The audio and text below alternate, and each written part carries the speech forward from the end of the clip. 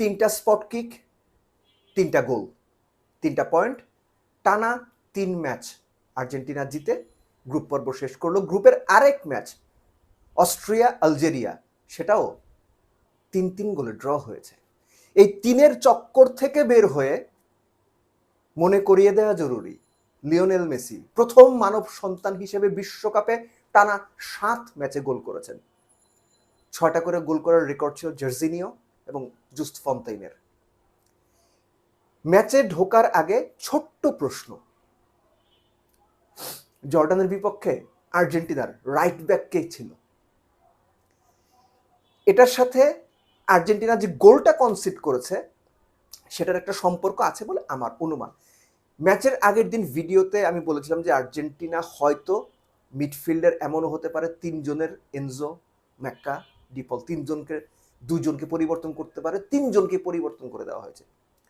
লেসলসোকে left উইংয়ে খেলানো, জিওভানিকে নামানো, কাগজে কলমে রাইট ব্যাক ছিলেন, নিকো পাসকে খেলানো, ভ্যালেন্টিনো বার্কোকে পরবর্তীতে আবার মাঠে নামানো, এক্সট্রা টাইমে 70 মিনিটের পরে 2 স্ট্রাইকার লৌতারো এবং ইউলিয়ান আলভারেজ 2জনকেই খেলানো।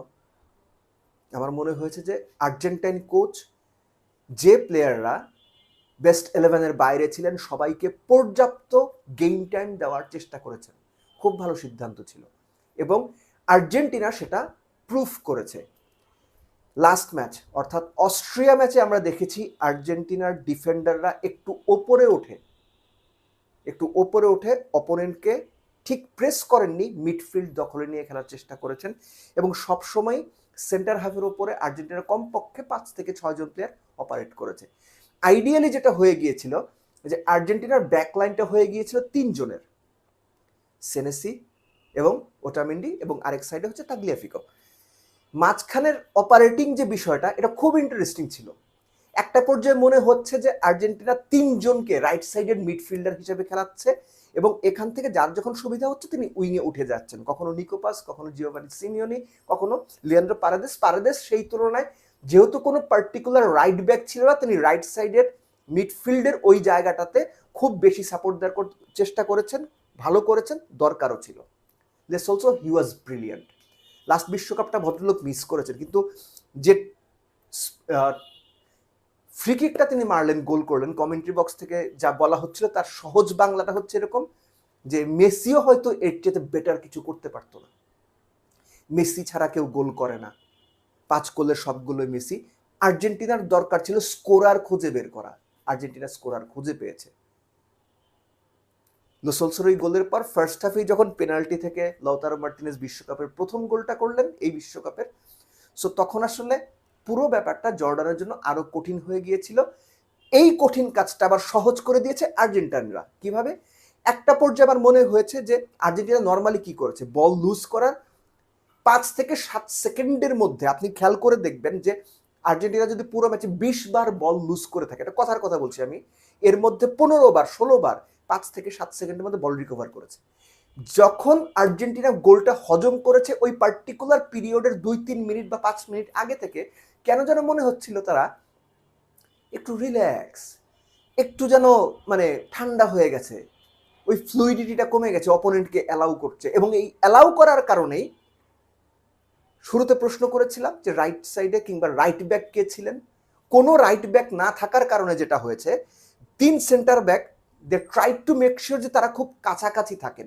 আপনি খেয়াল করে দেখেন লেফট উইং দিয়ে যখন, লেফট উইং মানে হচ্ছে আমি আপনার জর্ডানের লেফট উইং এর কথা বলছি, ওই দিকে যখন অ্যাটাকের সম্ভাবনা তৈরি হয়েছে কোনো ডিফেন্ডার না, ম্যাক্সিমাম ক্ষেত্রে মিডফিল্ডাররা গিয়ে ব্লক করার চেষ্টা করেছেন, ট্যাকেল করার চেষ্টা করেছেন, ইন্টারসেপ্ট করার চেষ্টা করেছেন। সো 3 জন ডিফেন্ডার, আইডিয়ালি যেটা বলছিলাম যে 3 ডিফেন্ডার আসলে খেলেছেন। এই আর্জেন্টিনার ফরমেশনটা মোস্টলি 3-5-2 হয়ে গিয়েছিল।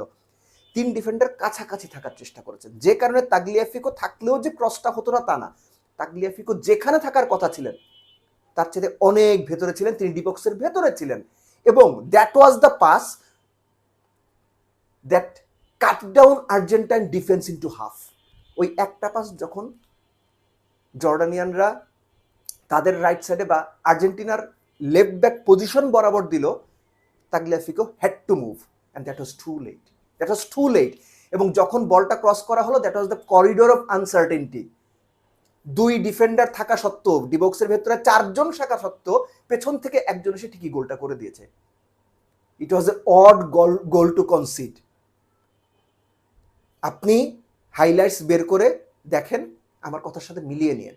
সো এই গোলটার পরে আমরা দেখলাম যে তখন তার আগে আসলে মেসি প্রস্তুতি নিচ্ছিলেন, মাঠে নামলেন। তারপর তো মেসি নামলেন, আরো অনেকগুলো বদল করা হলো এবং একই সঙ্গে আলমাদাকে নামানো হলো, অ্যালেক্সিস ম্যাকালিস্টারকে নামানো হলো। তাকে নামানোর মানেটাই হচ্ছে more fluidity in the midfield, more control, more passing, এবং মোস্ট ইম্পর্টেন্টলি, আমি তো লিভারপুলের সাপোর্টার, তিনি লিভারপুলেই খেলেন, লাস্ট সিজনটা ভদ্রলোকের ভালো জানি। তিনি অর্থাৎ অ্যালেক্সিস ম্যাকালিস্টার মাঠে থাকা মানে একটা এক্সট্রা কম্পোজ, কামনেস। তাকে আপনি কখনো হুড়োহুড়ি করতে দেখবেন না। পাসিং দিচ্ছে, কানেক্ট করছে, যখনই অপরচুনিটি তখন খুব স্মুথলি দেখবেন একটা পাস দিয়ে দিচ্ছে, ওখান থেকেই অ্যাটাক শুরু হয়ে যাচ্ছে। সো তিনি আসার পরে অনেক কন্ট্রোল এসেছে আর্জেন্টিনার মিডফিল্ডে, এবং সেই কন্ট্রোল থেকে আলটিমেটলি কিছু কিছু সময় আমরা দেখেছি যে খুব কুইক আর্জেন্টিনা অ্যাটাকে চলে যাচ্ছে, কুইক ট্রানজিশনে, উইং থেকে লেফট উইং, দুই উইং থেকে, মাঝখান থেকে। এর মধ্যে মেসি স্পট কিক থেকে, ফ্রি কিক থেকে গোল করে ফেললেন। এবং সেই গোলটা যদি আপনি দেখেন, খেয়াল করে দেখবেন যে অ্যাকচুয়ালি দুটো ওয়াল ছিল, একটা জর্ডানিয়ান ওয়াল, তার সামনে 3 জনের আর্জেন্টাইন ওয়াল। খেলা দেখতে বসলে কোচরা প্রায়ই একটা কথা বলে যে অপোনেন্টের প্লেয়ারদের কেন অ্যালাউ করে, এবং জর্ডান মেসিকে বারের অন্তত 4 ভাগের 1 ভাগ দেখা যাচ্ছে এই জায়গাটা অ্যালাউ করেছে। এটা আমার কাছে খুব চাইল্ডিশ মনে হয়েছে যে মেসিকে আপনি বার 4 ভাগের 1 ভাগ দেখা যাচ্ছে ওই জায়গা অ্যালাউ করে রেখেছেন, আপনি গোল খাবেন না কি হবে? আপনার তো গোলই খাওয়ার কথা। আর মেসি তিনি ওপরে মারেননি, গ্রাউন্ডে মেরেছেন, গোলকিপার অনেকটা দর্শকের মতোই হয়ে গিয়েছিলেন। এনিওয়েজ, পুরো ম্যাচে আর্জেন্টিনা কত আপনার 13টা বোধহয় গোলের শট ছিল, সরি 13টা শট ছিল, তার মধ্যে 5টাই ছিল গোলে, 3টা গোল হয়েছে। উল্টো দিকে জর্ডান একটাই গোলের শট ছিল, একটাই গোল। আর্জেন্টিনা 780টা পাস দিয়েছে, 70% বলের পজিশন ছিল তাদের কাছে, 93% অ্যাকুরেট পাস, অর্থাৎ পিওর যে ডমিনেন্স সেটা আর্জেন্টিনা দেখিয়েছে। মোস্ট ইম্পর্টেন্টলি আর্জেন্টিনার বেস্ট ইলেভেনের বাইরের যে প্লেয়াররা আছেন তারা যথেষ্ট ভালো পারফর্ম করেছেন, যথেষ্ট হাই ইন্টেন্সিটি নিয়ে ফুটবলটা খেলেছেন, যথেষ্ট চান্স ক্রিয়েট করেছেন এবং কন্ট্রোলড ম্যাচটা খেলেছেন, গোলটা কনসিড করার আগে পরের 5-7 মিনিট বাদ দিলে।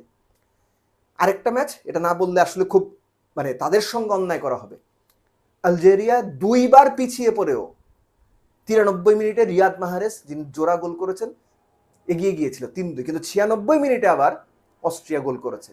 প্রবাবলি এই বিশ্বকাপের সবচেয়ে এন্টারটেইনিং ম্যাচগুলোর একটা হয়েছে আলজেরিয়া এবং অস্ট্রিয়া ম্যাচ। সো এই ম্যাচটা যারা দেখেননি তারাও সুযোগ পেলে হাইলাইটসে দেখবেন, খুবই ভালো ম্যাচ হয়েছে। আই এম রিয়েলি হ্যাপি যে আলজেরিয়া দুর্দান্ত পারফর্ম করেছে, মরক্কো, আলজেরিয়া, তিউনিশিয়া, এর পাশাপাশি আপনি যদি হিসাব করেন ইজিপ্ট, এই 4টা টিম আফ্রিকার, এই টিমগুলোকে আপনি কখনো ছোট করে দেখবেন না, কখনো রাইট অফ করবেন না। এই টিমগুলো সত্যিকার অর্থেই ভালো টিম এবং যে কোনো সময় যে কোনো প্রতিপক্ষকে ধরে দেওয়ার, হারিয়ে দেওয়ার, ঠেকিয়ে দেওয়ার সামর্থ্য রাখে। এইটা এই কারণে আমি বললাম, আলজেরিয়ার সঙ্গে আর্জেন্টিনা ফার্স্ট ম্যাচ জেতার পরে যারা বলেছিলেন যে আরে আলজেরিয়া অমুক তমুক, না অমুক তমুক না, Algeria is a very good team. সব টিম ভালো টিম হলেও প্রতিদিন ভালো খেলে, ব্যাপারটা এরকম না, কিন্তু এই পার্টিকুলার টিমগুলো নজরে রাখা জরুরি, তাদের ওই রেসপেক্টটা দেওয়া জরুরি। But I am really happy যে আলজেরিয়া প্লেড রিয়েলি ওয়েল।